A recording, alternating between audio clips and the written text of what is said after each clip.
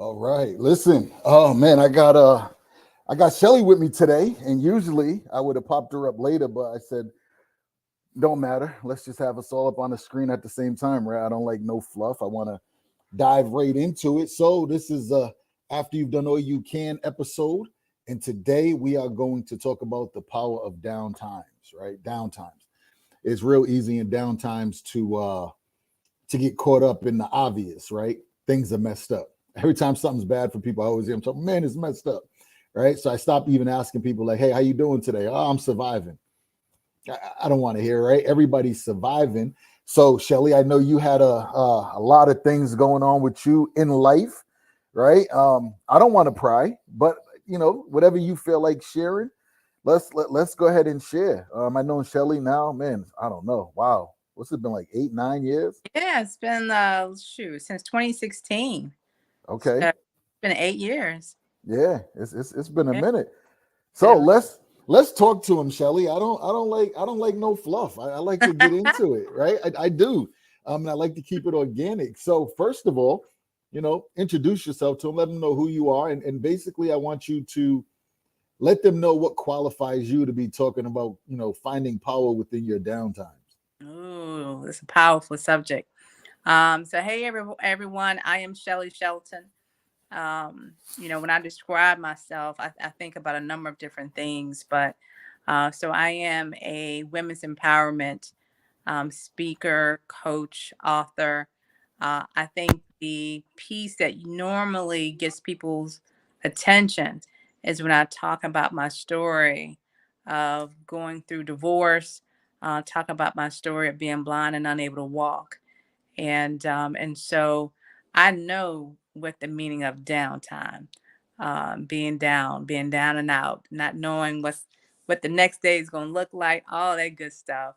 Um, but I'm that chick. I call myself the unstoppable one.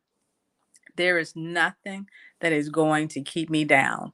And you heard me talk about being blind, unable to walk, going through divorce. Like if you check me out on YouTube, you hear me talk about that going through divorce was 10 times worse than being blind and unable to walk. So yeah, so that's what's up. Yo, that hold on. We gotta like listen. I don't know, but like you see the goosebumps just started popping up because you said being going through divorce was more painful than not being able to see. Yeah. Like that's a lot, Shelly, right? Because I'm looking at it like if you got me in front of if I had to make a decision, do you want to go through this divorce or do you want to keep your eyesight? When I said it out loud, I know just what you meant right there. Hmm. Because if I had to sit there and be like, nah, take my sight, give me my sight, but take my wife away from me. Wow, that hurt. It like saying it out loud. When I heard you say it, I'm like, yeah, right. Like I want to see. Hmm. But that was different. Tell me why. Why do you feel that way? When you go through a storm, there's some stuff that you go through mentally and emotionally. Now, physically, when you go through something physically, you can bounce back. You go through surgery, boom, you're back to normal. Amen. But when you go through something mentally and emotionally, it takes sometimes years for you to bounce back. And so that's the piece that most people really don't think about. Like when I went through um, being blind and unable to walk, like that was temporary. But when I went through the emotional trauma, the financial drama, and look, all those moments where I felt like calling my mama. So when I went through all that, that was like a lifetime. It felt like a lifetime. So yeah, so that's what's up. Crazy. Yeah, that's wow. I'm still sitting here like, yo, if you had to make the decision, I feel the pain now. Yeah. I feel the pain. So when you say you couldn't see, Yeah. you couldn't walk, Yeah. what was the mental space in that moment? Yeah. It was it was a shocker. It was depression. It was but it was hope. Like it was depression, but on the other side of it was complete hope. It was like my brain kept saying, well, I'm not going to stay like this forever. Like this situation is going to change. And but it was crazy. Like, and I don't know how many people have ever gone through something that was physically debilitating. Um, but it was completely bananas to go through it. The emotional and the physical. Mhm. I'm telling you, I wouldn't wish it on anybody to go through it. I promise you, you don't want to go through it. So what did you learn from it, right? So we know the Yeah, physical, the emotional part. That's the obvious, right? If you say it yeah, to someone, the first thing someone would say, if 9 out of 10 people would probably look and be like, "Oh my God, that's so painful. I couldn't do it. I don't know how to do it." Versus saying, "How did it make you better?" yeah, You know what I mean? Like how did it make you better? yeah. It made me realize that no matter what, you can change your situation. You just got to be mentally able to do that, but you got to have the willpower to want to do it. So when I was going through blindness, mentally, I had to completely reshape who I am because, like, when I was, I thought about it, Pierre, when I remember looking at Stevie Wonder years ago. And I don't Mhm. know if people think about this, but if you look at him, you're like, oh, okay, this brother been blind since he was a kid. Like, how has he been doing it? But it's like once you realize that it's just one of your senses that's taken away from you, God has blessed you with so many other senses. But I learned so much about life through that, that is crazy. It's crazy what you learn about life. Like my hearing, like you use so many of these other senses that God has blessed you with. All right, so I couldn't see. But I'm telling you, I could hear like an animal after that. Like my other senses were heightened. But it showed me that even though one thing is taken away from you, what else can you do with your talent?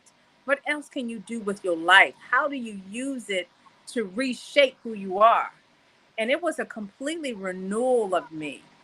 And I'll never forget that experience. It reshaped me so much that, I became a speaker from that. Like who does that? I'm like, really? Like, you lose your sight and you become a speaker. You lose your sight and you become an author. You lose your sight and you become like all these things. But it made me realize that I'm not going to take anything lying down. So I'm going to keep fighting like no other. So yeah, it was crazy. It was You know, crazy. as you're saying it, right? I'm looking at it and I'm like, wow, we are so disrespectful Yeah. to everything, to the majority of what we have, Yeah. right?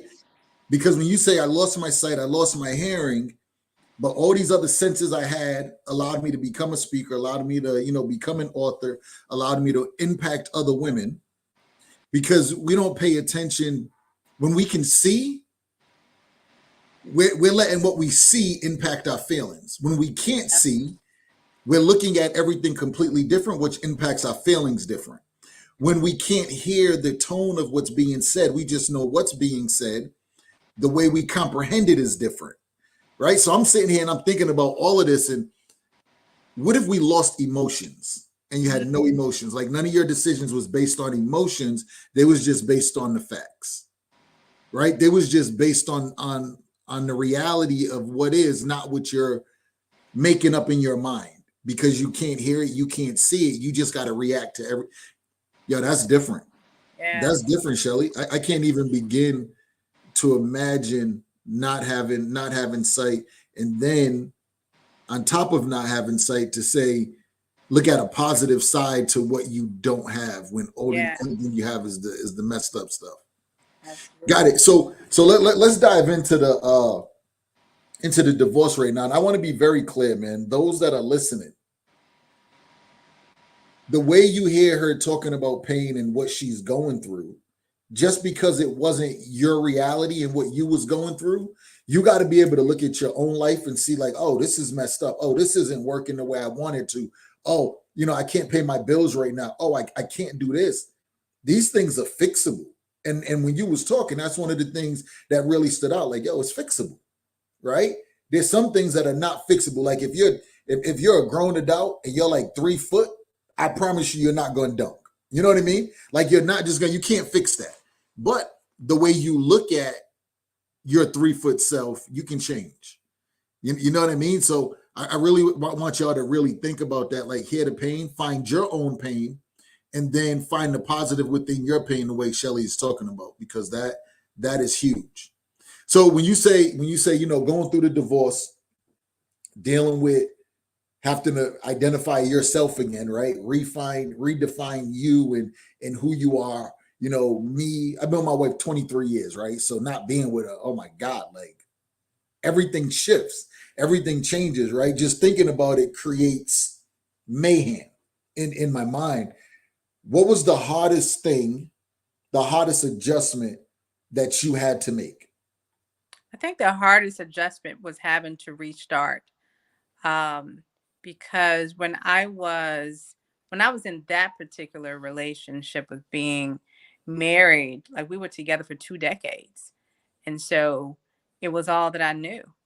And so when you have to take that, make that shift, from being a wife, I felt like I had been fired from a job. And I'll be honest, and people be like, what? Like, yeah, like when you're a wife or when you're a spouse, that's a job.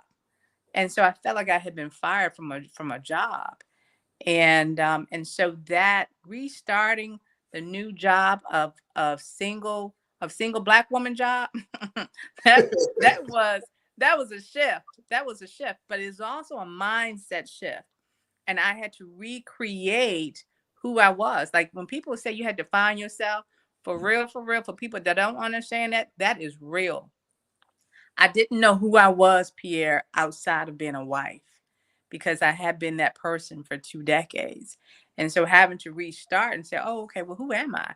Like who was I before this whole relationship, this whole commitment thing, this whole we together as one thing, before that came into play? Like who was I? And I was completely different than, that 18, 19-year-old I was before, everything started rolling down. So yeah, so that's the thing, like completely restarting every piece of my life. Me, the financial chick taking care of everything in the household, me, the chick that's taking care of everything emotionally and mentally, me handling everything with the cars and all that type of stuff, the household needs that were usually a combined, like that's a major shift. And so, but it also, I will say this, it made me realize that when I was married, I had sacrificed so much of who I was. And I had to go back and get those things that I buried. So I buried a number of goals because I wanted to make sure that I helped support my spouse. So I had to go back and get those things that I had buried of my own goals. So it was a reawakening for me. I had to Yeah, go back and get what I buried. that's right. Like it's like a squirrel burying nuts Yeah, over the season, so they got something for the winter time. yeah. I had to go back and get what I buried. Absolutely. Yeah. The whole thing with being a motivational speaker was actually something I had buried. Like Mhm. when I was in third grade, my third grade teacher told me that I would be a motivational speaker. I didn't even know what that was then. I was 8 years old and she spoke that into my life.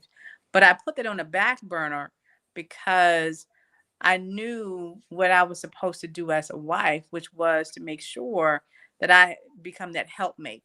And in the process of being that helpmate, I wanted to help him get his doctoral degree, help him do all these things that we had in place from a family perspective. But I had buried my goals. I had buried my goal of becoming an author, buried my goal of me getting my own PhD, buried my goal of me, doing my speaking thing. So but it helped me to realize that I needed to make me a priority. So for everyone that has gone through, some sort of separation, divorce, relationship, mix up, mess up, whatever you want to call it, in the interim, you still got to make yourself a priority. And I realized I didn't do that.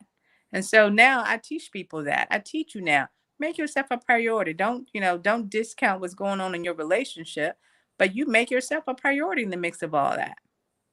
So and that's big right there that you touched that, because moving forward, sometimes we become battered or from old situations, and we move forward, but we really never move forward, Yeah. right? Because as going through it and being in a relationship, there's so many things you learn about yourself in a relationship, and then being out of it, having to relearn yourself. But then you got to find a new relationship down. You don't have to, right? But it's life, and it probably happens. You find a new relationship down the line, but then you can't bring all the bad stuff with you. And then you don't want to lose yourself again because you already lost yourself. So that in itself is a whole struggle, right? It's like it's a whole nother mission to accomplish, because now you got somebody else in your life and they can't pay for what already happened. But now you're more vocal with what it is that you want. So you got to learn to hold your own vision and hold your own dream at the same time supporting someone else's, Yeah. right? So it's a whole learning process. So from what you explained, it sounds like that first step of going through something and coming out of it is to become comfortable with yourself again. Would that be fair? Absolutely. Absolutely. Find out who you are. So I will say, and most people don't know this, Shelly is my nickname. My real name is Malika. And so what I learned in the interim of all of this was there's a part of my life that Malika is a beast at. And then there's a part of my life that Shelly is completely dope. And I had to figure out like what piece of me wanted to go after each side. Like my corporate life, I'm Malika. Most people don't know this. My corporate life, I'm Malika. Like they don't know anything about Shelly, but if they see this, they'll know they'll know Shelly exists. But Shelly Shelton is this entrepreneurship chick. She's this motivational speaker. She's dope. She doesn't stop. Like I grind until 2 and 3 o'clock in the morning, and then jump on some other stuff and then get rest. Like that's the Shelly. The Malika is the one that's standing before corporate and boardrooms. And so you have to go back and just take a look at who are you? I had to redefine my why after all that stuff. Like I had to rediscover who am I? What do I want to do? So I'm that 9 to 5 corporate chick, but I'm that Shelly that's doing the motivational speaking and all that on the side. So it's crazy. It's absolutely crazy. But you got to redefine yourself and find out who you are. When you said the two personalities, right? The split Yeah. down the middle. Uh-huh. It's funny you say that, because that's the same thing I say all the time, right? Like back home, I'm Dub, right? Ah, That's who I am. That's the aggressor. yeah. That's the really don't give a damn how you feel. Like Yep. I'm gonna do me regardless, and if there's a problem, tell me about it, and we'll take care of it, right? In a harsh way. And then there's Pierre. Pierre is laid back. Pierre's very conservative. Pierre is the guy that doesn't want confrontation, because when Pierre runs into confrontation, Dub defends Pierre, right? And I never knew how to control Dub. That was the craziest thing, right? I never knew how to control him. And it's like the Incredible Hulk. Like I can sit and talk, and at some point that fast, it can snap. Yeah. And then that's where it comes into, whoa, like, hey, and now it's looking like I'm the angry black guy, right? But it's not. I'm just demanding, and I want what I want. If you tell me no, so what? I'll figure it out. But Pierre doesn't have that. So I'm always spending time trying to figure out how to make Pierre and Dub work together, right? And it's a balance. And Pierre gets taken advantage of. Dub never does. Pierre just wants to help. Dub wants to win. It's two different things, right? And I'm always looking at this. So when you said it, I'm like, oh, okay. Yeah, I'm not the only one. You know what I mean? Like I'm not the only one who has that. So I definitely love it. And there's things that I learned from it. So where you are right now, coming out of the storm, right? Coming out of it, feeling great, you know what I mean? Moving on with life. And now you're helping other people. Yeah. What is it that you really want other people to get? What are you trying to help other people to avoid? And what do you want them to achieve? Yeah. So I came out of that storm about 10 years ago now. So it's been a decade out of the storm. And so what I do now is teach you how to get through the emotional trauma. And and the financial drama. Like there's a lot that goes on with that. But most importantly, I teach you how to enjoy life again. That's the piece that's going to take you to that next level in your life. You've got to learn how to enjoy life again. That stuff is going to happen. Okay, cool. We all make mistakes. We find out things that we didn't want to know. All sorts of stuff happens. But how do you restart and enjoy life again? And so that's the piece that I love teaching people about now. And and how do you know what you're supposed to do with your life? Like there's so many things now that I want to help people restart their lives with. The divorce rate is continuing to increase. Like it's not stopping. It's not slowing down. I can't describe to you why it's not slowing down. I think one of the things is we sometimes we get involved in relationships for the wrong reasons, or we're just not really, keen on some of the decisions that we're making. But I want to teach you how you enjoy life again. And I'm telling you, it is beautiful. It is bliss. So that's the piece that really drives me every single day now. So yeah. I love it, and it's amazing when anytime I get the opportunity. I've been with my wife 27 years, married for 20, and every time I get the opportunity to talk to people that are in a relationship and it's decades, or someone who's been through a relationship and then they're restarting, I always love them conversations because I find it to be a great learning opportunity, right? Mhm.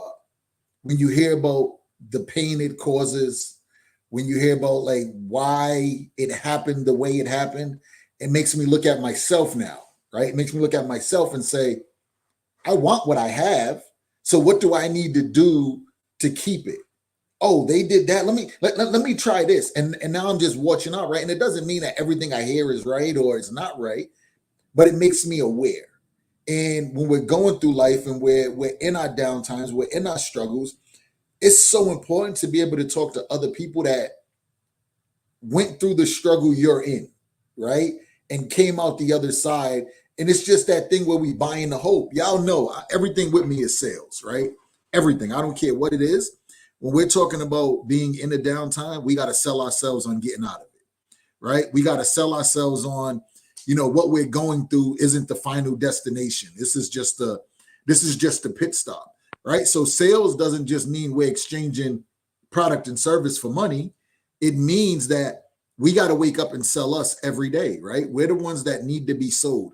We need to sell ourselves that this relationship makes sense. Why? And let's go into detail about it. This relationship doesn't make sense. Why? Right. Like, and when you really start to feel like I'm selling me every day, I believe life gets easier, Shelly. That's right. I believe it gets easy. I believe that there's some people in your life right now, there's things in your life right now that make absolutely no sense.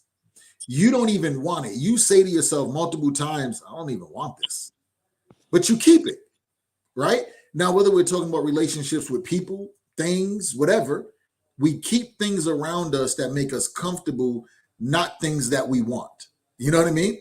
Not things we want. My wife stretches me so much, Shelly, so much, that I am forced to continuously every day look at myself and say, I need to become better here. I need to become better here. Right. And I find it to be worth it. So I want y'all to understand, if what you're going through, if the outcome isn't worth it, you won't go through the go through. Right. If you don't see value in the outcome, you will not go through the go through. But if you see true value in the outcome, you will become the person that will go through the go through because you truly want the outcome.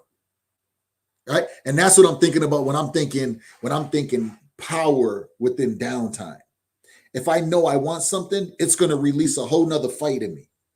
That fight is going to help me to discover other things that I can beat that I've been letting get the best of me. Because a lot of y'all are letting things get the best of you because you don't have confidence to fight it. But when you're forced to fight, right? Shelly, what she was talking about, she's forced to fight her way back to herself or she would lose completely, right? The relationship might not be able to be mended, but a new relationship could be found, right? So you got to get through the fight to be able to do that, to be able to actually do it. you got my mind just racing. Like I'm just thinking of all the things we become disrespectful of without all of our senses. So, wow. What do you say to somebody who right now they're in their first month, right? They just got the news like, listen, divorce is happening right now. Yeah. Right now, divorce is happening. My papers are in front of me. I got to sign it. I'm balling out of control. I can't even comprehend what's going on. What does that step look like, Shelly? Yeah. First thing to do is to get a counselor, a life counselor or a divorce counselor. And the reason I say that is you've got to get yourself together first mentally before you take any steps with anything. Okay. So get a counselor. If you can't find like a really amazing counselor, then get with a community that can give you some recommendations, because that is a game changer. First thing I need for you to do. The second thing I need for you to do is, as you are rebounding and trying to reestablish yourself, I need for you to look at your finances. One of the things that I've been helping people through is no one looks at where their financial status is, from a comprehensive standpoint at all, until you don't wait until you're going through a major separation or divorce with your relationship before you check out where you're sitting. And so I'm always teaching people about that. And the third thing to do is give yourself with a community that you trust to help you going through it, because you don't want to go through this by yourself. As you're going through it, depression sets in, all sorts of emotions. Mental health is real. I tell people all the time, mental health is real.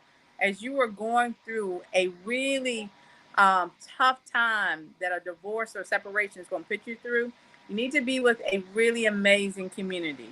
And that's when I started Lady Lion Sisterhood years ago, and still in full effect to this day, and growing by number every day. But you have to have a community that understands you, supports you, and is non-judgmental. And so those are three things that I would say right off the bat that you need as you're going through this. No, that's so real. When you're talking about, mental health and the whole struggle side of it, a lot of us don't know what healthy mental health is, right? Or what dysfunctional mental health is. I don't even know if that's like a phrase or a term to use, but y'all that know, you know what I'm talking about. And I say it because growing up in the inner city and being in the streets and running around, and you hear gunshots every day, you see fights, people getting shot, stabbed, you see everything, right? It was normal. It was like really normal, because you're going through it every day, right? The first time it's like, oh, you see that? And then after a while, it's just like, oh, dude just got hit, right? And you say it like it's normal, because it does become normal. So we go through problems and frustrations and stress in life, and because we're so used to waddling in our own filth, right? And we become comfortable in misery. So we got to get to the point where if we don't like something, speak up. But then we don't want to speak up, because the people you speak up to will make fun of you. They'll laugh at you, or they'll brush what you're saying under the rug, like you're overreacting. Yo, it's time to get new people, right? It's time to get new people. It's time to fire them. Time to get new people. I called somebody up probably about a year ago, maybe 2 years now, right? I'm bad with time, right? Like 2 years ago now. And I called him up, and we was on the phone, and he was like, yo, what's up, P? You all right? That's how our conversation started. What's good, man? You good? You all right? And I don't know what it was, but in that moment, and I'm going to be completely transparent with y'all, right? I don't need to be tough. Look, I'm an eye twitching and everything, because I'm like, yo, do you really want to say it to the people? But it needs to be said. And when he asked me, I was like, nah, I'm not. And when I said it, I felt a sense of relief, right? But I started crying to the point where I couldn't even talk. It was like I just got a beating. You know how you get the beating, like, I'm doing one of them, right? And I'm really crying in this conversation. And my man on the other end didn't say nothing. When I got done, the first thing he said to me was, if you ever need me, I'm here. If you ever need to talk, I'm here. So let's bring it back, right? We're talking the power of the downtimes, right? The power that are in your downtimes. At that moment, I don't know where I was mentally, but I know that when I said it to him, I felt relieved. And because I was vulnerable in the moment, my man rose to the occasion and said, yo, whenever you need me, I'm here. Like, I got you. It was like a brotherhood that was formed at the moment, right? Because I wasn't afraid. So in that time of being down, I found a brother I didn't know I had. I wasn't on the phone crying with somebody I grew up with. I wasn't on the phone crying with someone I spend every day with. I was crying with someone that I met 10 years ago, right? I'm 47, so I was like 37 years old. And we probably talk maybe once every 3 to 4 months. And that's the person that I was crying on the phone with. And he made me feel more comfortable than any other dudes I grew up with in the current moment, right? So find first, I'm going to add one little piece to that. So I'm going to call it a step 4 on top of the 3 Shelly said. Don't be afraid to be vulnerable. Amen. This will give you the opportunity to eliminate some people out of your life very fast. Because if you're only with me when times are good, I don't want you there at any other time, not even when they're good, right? I'm not saying I want to dump my problems on you, but if I'm feeling a way, I want you to know I'm a safe place for you. Yeah. I'm not laughing at you. I'm a safe place for you, bro. I got you. If I can help, I'm gonna help, right? And I want to be around other people that can do that for me. So that number 4 will be vulnerable. Don't be afraid to express yourself no matter who you're in front of, right? Give them the opportunity to expose themselves.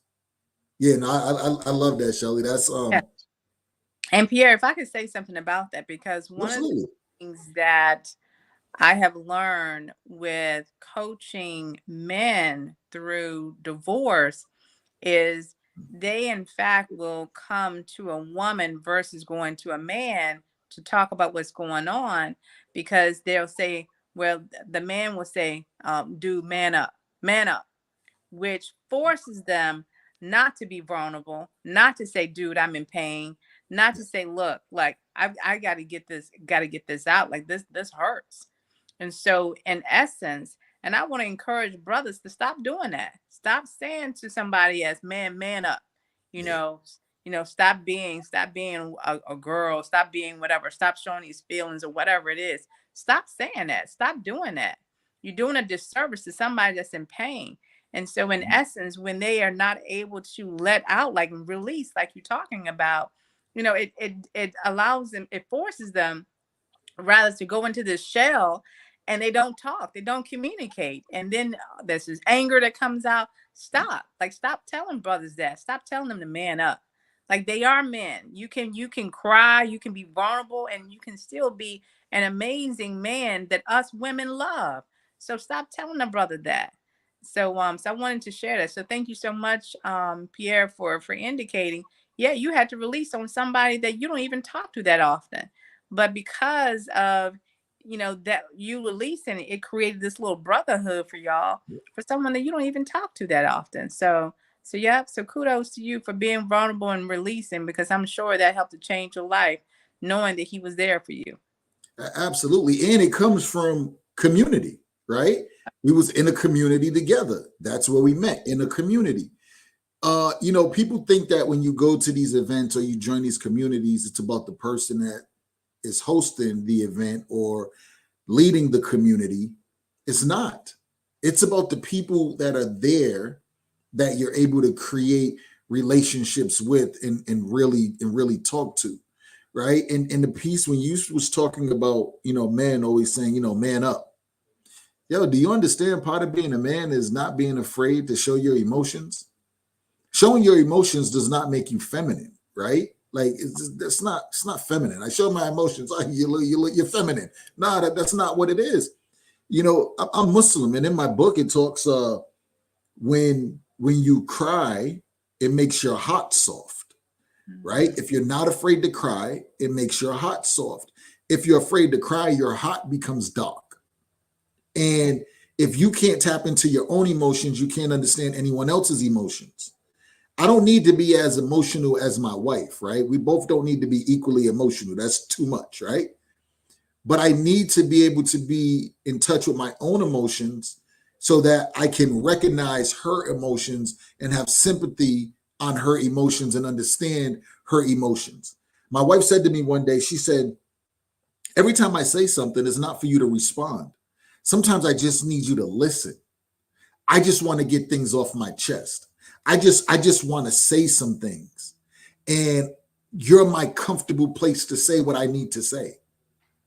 So I learned to shut up. And do you know how hard that was?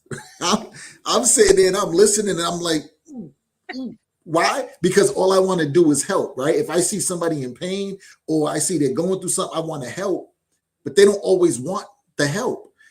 And once I realized that, I said, yo, when I'm going through something, I don't need you to jump in. I just want you to listen. Like, let me be heard. And it helped me to understand. So I'm saying, become emotional. When you're in dark times, understand your emotions. Don't just live in the emotions and go through the emotions, break them down, dissect them, understand them so that you can find the power that you need in your downtime. And again, I love how you took what you went through and now you're helping women and men across the country. So you went through pain to be able to help other people to come through, and you've seen that. Yeah. What's that blessing feel like, Shelly? Oh, it's amazing. It's amazing to see people come through it. You know, when you first start the process with people, they're crying every day. Yeah. They can't focus. They can't work. They can't eat. They're losing weight. You know, they can't be attentive to their children and their needs. Mm-hmm. And then you get them through the process and they feel it and they see the breakthrough. Like once they get to the aha, I got it. Once they get there, my gosh, what a blessing that is, because you've helped somebody change their life. Yeah. And so, you know, and not only, and the thing too that people fail to realize when they're going through separation and divorce, your kids are feeling it. Your kids going through it with you. You know, you're going through the emotional, you're going through the mental piece of it, all of that, but your kids are riding it through you, through it with you. And so you got to also be, you know, be aware of that, be attentive to that. And so, but it's a major accomplishment, major, wow, it's such a blessing when you can feel that people have gotten to that point and they now know how to enjoy life. Like I get so excited to see them when they come through it because it's a breakthrough. It's a Yeah. renewal of their life. You know, you said when you was talking about the kids feel it and the kids go through it at the same time. You know, I promise you, when I first had a friend whose parents got divorced, I said to myself, I said, yo, what you tripping for, bro? It's not it ain't your chick. It's you know what I'm saying? Your dad left, he's over there. And my outlook on it was different because I come from a single parent home, right? It's just me and my mother. And I'm like, yo, I ain't tripping, but I grew up that way. Here you are growing up in the house with your mom and your dad, and you're seeing something different that I'm not seeing. You're seeing you're living what I only seen on TV with the Cosby Show, right? You're actually living it. So I'm looking at it like, yo, what you boo-hooing for, bro? Like, yo, stop crying. And he's like, yo, you don't understand, man. I got to see my dad with another chick. I'm like, so what, right? And as I got older and started thinking about it, and then had a family of my own, and I'm like, yo, if some dude came in and started disciplining my daughter or my son, like you talking to him, now they got to get used to living with somebody, just like I would have to get used to, my wife would have to get used to being alone. They would have to get used to being alone and witnessing the other person's pain. So now if my kids watch my wife cry and be down and out, I'm the bad guy, no matter whose fault it was. Why? Because their mom is going through something. And then when I'm going through something, they're looking at her like, you her dad. You know what I mean? And either way, we don't think about it, right? So we got to start to think. My mother used to say to me all the time, she was like, your actions don't just affect you, they affect everybody. And I never understood what it was until I got old enough, right? So I want y'all to really take from this that you're going to go through something. You are, right? And it might be divorced. It might be a physical challenge. It might be a mental challenge. It could be a financial struggle, whatever. You're going to go through something, that has you feeling like you're the only one? Me and Shelly, we just told you, knew her for 9 years, and I didn't know that she had the split personality, right? I didn't know that was part of the struggle, but I do the same thing. You are not the only one. I want you to remember that every time you're going through something, when you feel like you're ready to break, when you feel like you can't push past it, just know I'm not the only one. And in order for me to find out if there's anybody else close to me or in my network, I got to be willing to express who I am. If I hide it, I'm doing myself an injustice because I can't heal. And if I can't heal, I can't heal anybody else. Right. So I definitely want y'all to think about that. We're coming to the end. What is it, Shelly, when you look at everything and you're smiling now, right? And life is a new normal, right? I don't want to say back to normal. It's a new normal. You're living in your new normal that you was able to create. What is your method, right? Your strategy for now moving forward, whether it's in another relationship, moving forward in life. How do you move forward and make sure you always keep yourself and always keep your dreams and vision being watered? Yeah. So 3 things. One is I meditate every day. I don't know how many do that, but I promise you the power of meditation is incredible. It has been a game changer. If you don't know how to do it, then researchers find out or reach out to me, and I promise you, I call myself now the meditation queen, because meditation is so incredibly important. And so that's first thing. The second thing I would say is write the vision and make it plain. You've got to know where you want to go now. Because once you come through, you're like, okay, all right, what am I gonna do now, Lord? Like, I'm on fire now. My life is back. I'm renewed. Like, all that stuff is gone. It's over. Okay, now what I do? So begin to write it down. I write it down every single day, and I record it. So, and I got my whole prayer squad doing it. So they got, I have them doing audio affirmations every single day. And so the third thing is, after you get all that piece done, sit back and learn how to pat yourself on the back. Because after you get through the storm and you're going through all that, learn how to say, you know what? Ooh, my life is now good. Now let me just go ahead and restart and do my thing. So those are the 3 things that I want to encourage people to do. I started writing like crazy. I always wanted to have a son, and so I now have a series of books about him. And I promise you, it brings me so much joy. And so find out what creates that joy for you. You know, what is it? So those are my things that I wanted to leave everybody with today, Pierre, is meditate, write the vision, make it plain, do some audio affirmations, listen to yourself. And then, all right, so now find out what is it that brings you that complete joy and go after it. Amen. I love it. The meditation. I started this is my second row of goosebumps, right? The meditation part is so big.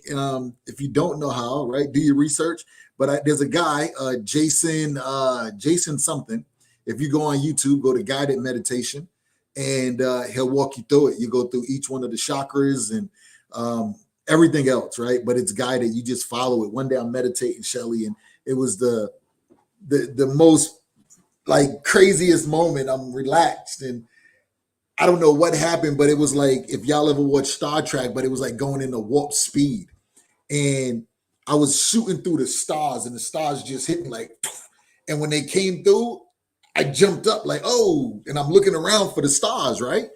But I didn't see them. And I've been trying to get back to that moment, but I haven't gotten there yet.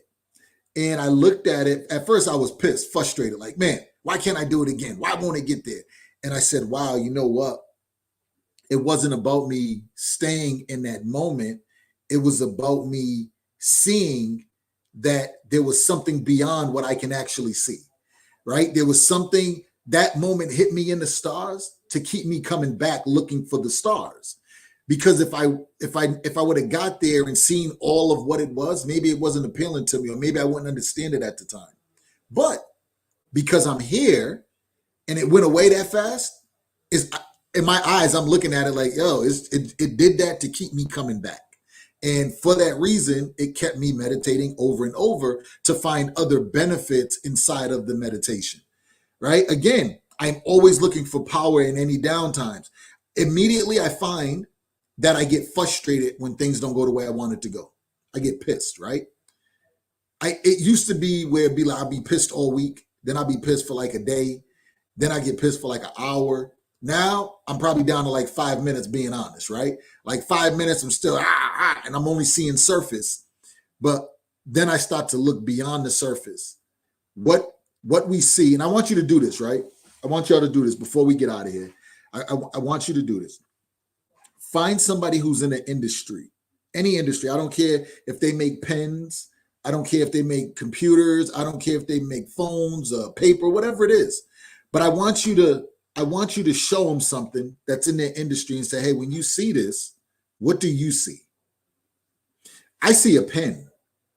Somebody else who works with pens, I was talking to a pen builder, right? And he carves his own pens out and he says, oh, that has this type of ink and this type of joint. And he started breaking the thing down, calling stuff I didn't even know, the way they hollow it out. And he went so deep on it. I'm looking at the pen now like, yo, hold on, like, what's that? And I'm taking it apart and looking at it. We got to get to the point where we stop looking at things and based on our low level of knowledge, try to be high level of knowing what the hell it is. We don't, right? So bring yourself down and really look at things. Look at your life differently. Look at every move you make, every decision you make. There's some reactions you have that don't need to be reactions. They need to be responses. There's some responses you have that you need to rely more on your reactions, right? Like I hope it makes sense. Like what we see, somebody's bumped me back in the day, like, yo, you know what I mean? Like it's more aggression. Now my new reaction is, oh, no problem. Instantly, no problem. Like, you're not a threat. What are you gonna do to me? You bumped into me. Okay, sorry, no problem. My apologies, right? Start looking at things based on the outcome you want, based on what it is that you desire to have. So you have to know what you want, know what you desire, and then now everything that you do, you sold yourself on is, if it doesn't get me closer to what I want, I'm either doing it or not doing it, right? That's simple, right? That's all I had, man. But Shelly, you got me. I got like a whole bunch of stuff I wrote down, like just thinking, and I'm still on the pot. Like, yeah, I couldn't see and couldn't walk, and you smiling, and you can see now. Yeah. You know what I mean? Like you smiling, and you can see. And based on when I met you back then, and looking at you now, I can see there's more clarity, there's more happiness. Absolutely. Right? So definitely happy to see that. And me and Shelly are looking at going. We were supposed to do an event a long time ago. I'm going to say alive because I'm going to hold Shelly accountable because we're going to make it happen. We were supposed to do something years ago now, and we're gonna actually make it happen. We're actually looking what city we're going to go to and what we're going to do. But we're going to take this, man. I really believe that Shelly has a heck of a message, and it can help a lot of people, right? And I want to really tie this thing all the way in, and I want to do my part to help and reach as many people as we can, because mental health is important. Being able to find the power in your downtime is crucial. Being able to overcome separation, divorce is big, just as big as it is to keep things that are healthy, but because of our lack of communication, we lose, right? We're not going to give up on what we can fix, but we're not going to hold on to what has no hope. I felt like a pastor right there, Shelly. I don't know. I think I like that. I'm about to have to redo that one. I have to replay that. But no, definitely, I appreciate you sharing some time with us today. I hope that y'all get something out of it, right? Something out of it. If anything, just know that, listen, man, every vision ain't the same, and you're here to do something great, right? So let's go do what we're supposed to do. Shelly, thank you so much. Thank you.